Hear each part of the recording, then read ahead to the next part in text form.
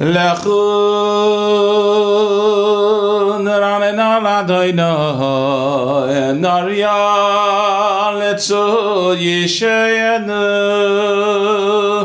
Nekad mafana besayada Bismirais nariala Kiyagadadre melchona kolalem Shebi yadam achkire yadis esaf esalam le'ashele hayam v'hasahu V'yabeshet yadav yatso V'yunish tachem v'nichrani v'cholef yadam Yisaydi k'yolahinu v'zam Hashani Yamsei Ramachonu Yamra Fali Abam Sharak Bedoi Me'aymar Rabtu Elevavim V'hem Dayadu Derachai Asher Nishbati V'yahapi Him Yavayun El Menuchasi Shiru Ladane Shichad Shiru Ladane Khalad Shiru Ladane Bechosh V'yizvaz Father, no Shammai, also head of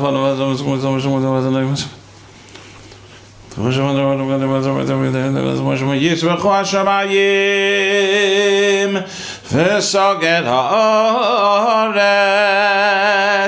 Yiram Hayam Malayoy Yalui Sodai V'chol Asher Boy Hos Yiranenu Kol Atzeyar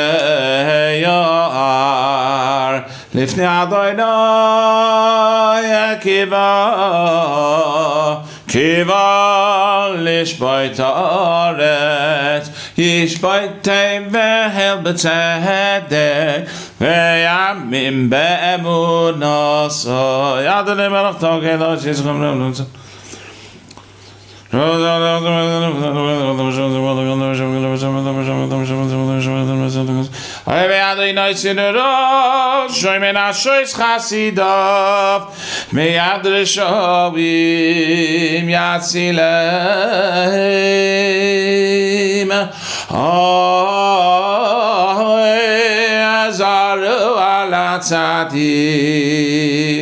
Holy Israel Vesimcha Simchut Tzadikim Badahayanai V'haytu Lezecher Kadeshai Mizmei Shirad Rishon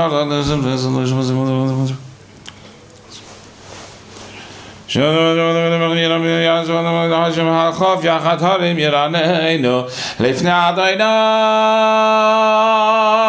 Akiva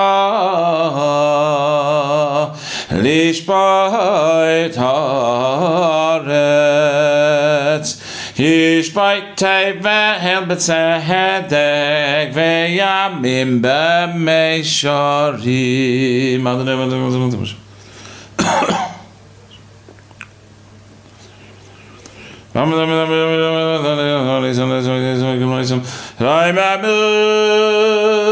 Adonai Eloheinu v'ishtachavu lahar kodshoy ki kadosh Adonai Eloheinu.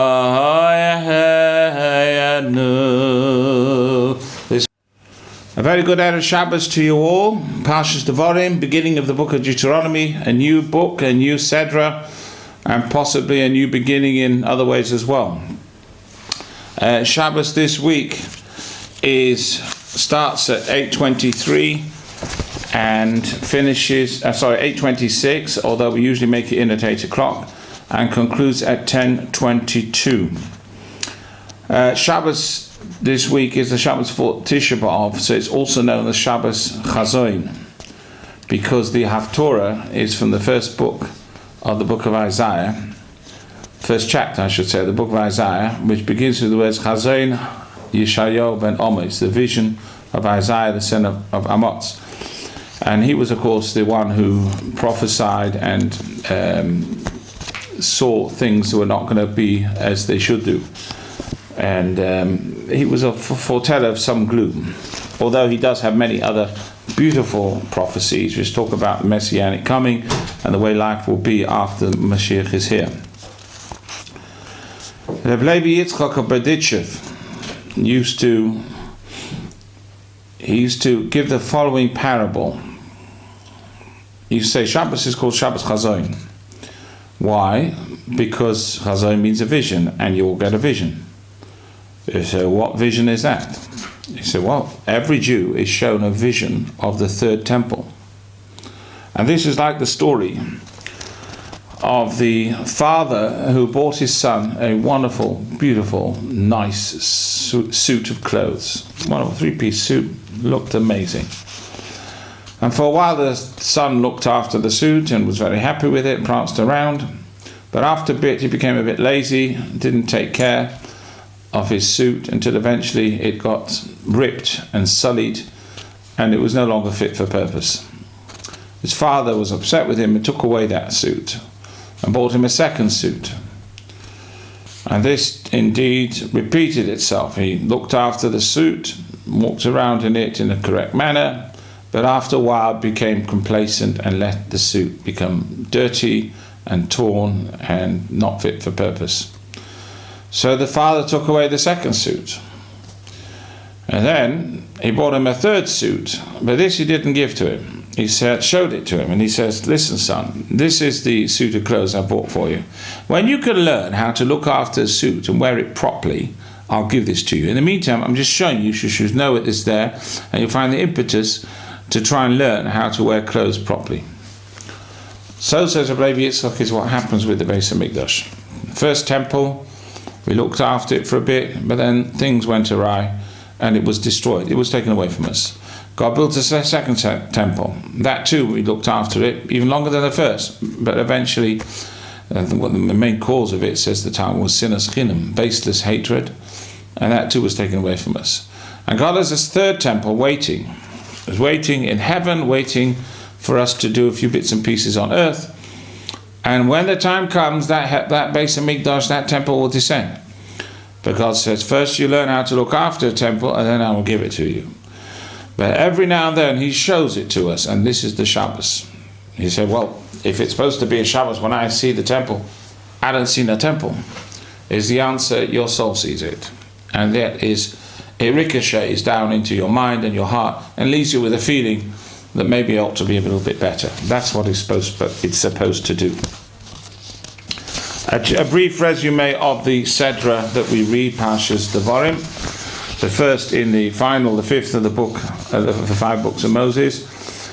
And it starts with Moses beginning a repetition, hence the term Deuteronomy, a repetition of all the events, all the mitzvahs, and all the things that have happened in one way or another throughout the 40 years. And he starts this exactly 37 days before he passes away.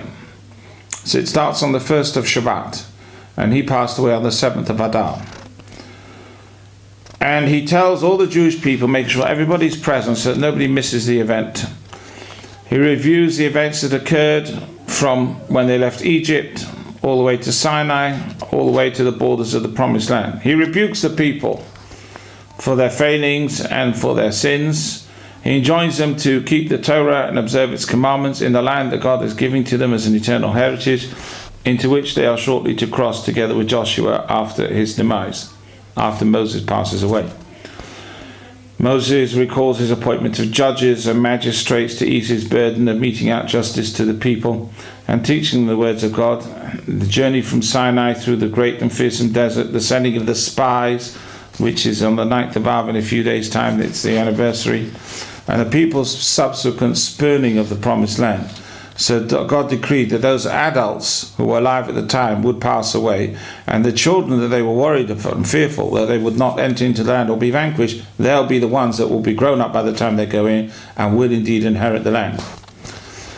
Moses also recalled some more recent events that we read about at the end of the book of Numbers, the refusal of the nations of Moab and Ammon to allow the Jews to pass through their land into the land of Israel, which meant that instead of coming through the southern border, which would have been a direct route from the Sinai desert, they had to go all the way around into Jordan, or the Jordan area, and go up as far as across the river from the city of Jericho, and that's where they finally crossed over. He also recalls the wars that they had with Sichin Melech HaEmori and Og Melech HaBashan, the lands of which were captured, and then as it turns out, it was better for 2.5 tribes who had large flocks of cattle, and so they stayed after they'd captured the whole land of Canaan in a war and a division which lasted them 14 years. They went over the Jordan and settled in the land east of the Jordan. These were the tribes of Gad, Reuven, and half of the tribe of Manasseh. He finishes off with the verse, fear them not, for the Lord your God, he shall fight for you. This has always been our case. When God fights for us, we're extraordinarily successful. When he doesn't, we don't do well. We're not fighters, we're daveners. Here's a little thought for, before I do that, I must read out the yahrzeits for this week. On Shabbos, Carol Calm has yahrzeit for her father, Yechiel ben Yosef. On Sunday, Ray Lawrence has yahrzeit for his father, Wolf Halevi, and Edward Patnick has yahrzeit for his father, Aaron Meir ben Abba Eliezer. On Monday, Miriam Hirsch has yahrzeit for her mother, Rachel Bas Yitzchok, and Laura Jacob has yahrzeit for her mother, Elke Bas Yitzchok. We wish everybody long life. I attended the Chief Rabbi's conference this week by Zoom, and I was asked to say a few words, and this is the content of what I said, which I'd like to share with you as well. And it's all about lamentations. There is a verse in this week's portion of the Torah which begins with the word Eicha, which means how or why. It's more of a sort of, how did this happen? What am I going to do with this? It's said by Moses, and he says, Eicha esa levadi tochachem u'masachem v'rivchem. It's the beginning of the second portion within this week's Sedra. And it means, how can I bear your troubles, your burdens, and your strife all by myself? Now, Eicha is also the beginning word of the book of Lamentations, which we read on the 9th of Av. And Eicha is actually the name given to the entire book, not just the first. It doesn't just start with this word, but it's called the book of Eicha, and it's one of the 5 Megillot. When we read Eicha, we read it in a mournful tune. In this week's Sedra, this second portion that Moses is saying also begins with the word Eicha. So some people have the custom to read it in a mournful tune, recalling the events of the 9th of Av, which always fall in the week following the Parsha of Devarim. Others say it's Shabbos. It may be that we're in the 9 days, mourning the destruction of both temples. But Shabbos is a holy day. You don't mourn on Shabbos. So we read Eicha normally. Others say, no, you don't read it in a mournful voice, but you don't have to start the second portion with that word. You should all start a portion with something happy. So we'll read a verse and start the second portion from the verse before. Now, the tunes that we read the Torah to are considered to be sacred. They too were handed down to Moses on Mount Sinai from the Almighty. When you start having a discrepancy as to what the tunes are, it means there's a message behind it. What is the message? I've looked for it, and I suggest the following idea. Moses is saying Eicha esa levadi. You can read it in 2 ways. And this isn't the only occasion we can read things in 2 ways. There is much discussion about those biblical verses that seem to prophesy bad things, or the entire book of Lamentations, as to what will its future be when Mashiach comes. How are we going to read the book of Lamentation once the Messiah is here? There's nothing to lament about. And a number of commentaries say, well, if you look carefully at the book, you will realize that there are different ways of saying things. There are different ways of saying the same words, which put the emphasis on a different word, put the pause in a different place. It reminds me of the Bacher in Yeshiva who writes to his father a letter, and then at the bottom he says, Daddy, send me money. And his father gets all upset. And he says, look, he shows his wife, boy's mother. He says, look at the way my son writes to me. He says, Daddy, send me money. And his wife says to him, no, you've read it in the wrong tune. You're supposed to read it like this. Daddy, send me money. in a more plaintive, in a more mournful, in a more pleading voice, not aggressive. Depends how you read it. So you take the first verse of the Book of Lamentation, say the commentaries, and there it says, Eicha Yashva Badad Ha'ir Rabasi Om Ha'isa Kalmana. How does this city sit all alone? A city with so many people has become like a widow. And so the commentaries say, well, you just have to reread it a little bit differently. Eicha Yashva Badad. How is it that this city that is so lonely, that was so lonely, is Ir Rabasiyam, is a city full of people, because Mashiach is here and it has recovered its former glory. It once was a widow, no more. Depends how you read it, depends how you emphasize it. And the same thing is with Moses, or I suggest it could be said so. That Moses is saying, Eicha esa levadi, how can I carry these burdens on my own? Not in a questioning tone, but let me see how I can cope with all of this. I'm not going to give up. This isn't a question, it's just an inquiry as to what is the best way to deal. I don't care what you throw at me. Tochachem, masachem, v'rivchem, your arguments, your difficulties, your burdens, throw it all at me. I'll take care of it on my own. So the Eicha is just, what's the best way? How can I deal with this?